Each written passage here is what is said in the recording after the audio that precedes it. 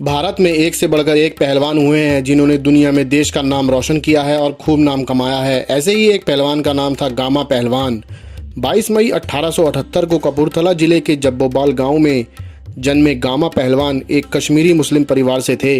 Gamma के पिता मोहम्मद अजीज बख्श ने बेटे को पहलवान बनाने का सपना दिखाया था, लेकिन साकार गामा और नाना ने किया।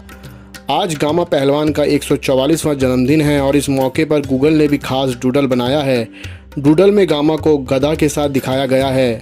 आइए जानते हैं इनके बारे में। The great gamma Dara Singh से पहले रुस्तम हिंद का खिताब अपने नाम कर चुके हैं। गामा पहलवान की लंबाई 5 फुट 7 इंच और वजन लगभग 113 किलो था। उनके पिता का नाम मोहम्मद अजीज बख्श था और पहलवानी के शुरुआती गुर गामा पहलवान को उनके पिता ने ही सिखाए थे। कुश्ती के लिए शौक के कारण उन्होंने बचपन से ही पहलवान बनने का सपना देख लिया था। बस फिर क्या था, उन्होंने कम उम्र में ही कुश्ती लड़ना शुरू कर दिया और देखते ही देखते एक से बढ़कर एक पहलवानों को मात देना शुरू कर दिया और कुश्ती की दुनिया में उन्होंने अपना नाम बना लिया। भारत में सभी पहलवानों को धूल चटाने के बाद उन्होंने 1910 में लंदन का रुख किया। 1910 में वे अपने भाई इमाम बख्श के साथ इंटरनेशनल कुश्ती चैंपियनशिप में भाग लेने इंग्लैंड गए।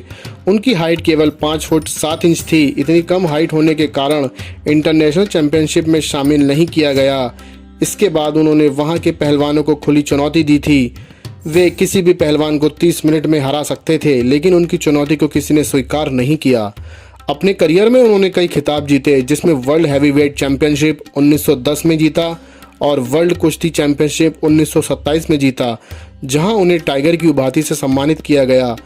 उन्हें मार्शल आर्टिस्ट ब्रूस ली को भी चैलेंज किया था। जब ब्रूस ली गामा पहलवान से मिले तो उन्होंने द कैट स्ट्रेच सीखा, जो योग पर आधारित पुशअप का एक वेरिएंट था। 20वीं शताब्दी की शुरुआत में गामा पहलवान रुस्तम हिंद बने। गामा पहलवान के गांव में रहने के कारण उनका खान पान बहुत देसी हुआ करता था। वे रोजाना 10 लीटर दूध पिया करते थे और इसके साथ ही 6 देसी मुर्गे भी उनकी डाइट में शामिल थे। गामा पहलवान ने अपने जीवन की आखिरी कुश्ती 1927 में स्वीडन के पहलवान जैस पीटरसन से लड़ी थी। उन्होंने अपनी जीवन में 50 से अधिक कुश्ती लड़ी थी और एक को भी कभी भी नहीं हारा। विभाजन से पहले गामा पहलवान अमृतसर में ही रहे, लेकिन सांप्रदायिक तनाव बढ़ने के कारण वे लाहौर चले गए। पाकिस्तान में वहां की सरकार ने गामा पहलवान का ध्यान नहीं दिया, जिसके बाद अपने आखिरी दिनों में पैसों की तंगी के साथ गुजारा करते रहे। गामा पहलवान के 82 की उम्र में साल 1960 में मृत्यु हो गई। तो ये जानकारी आपको कैसी लगी, कमेंट बॉक्स में हमें ज़रूर बताएं। धन्यवाद दोस्तों।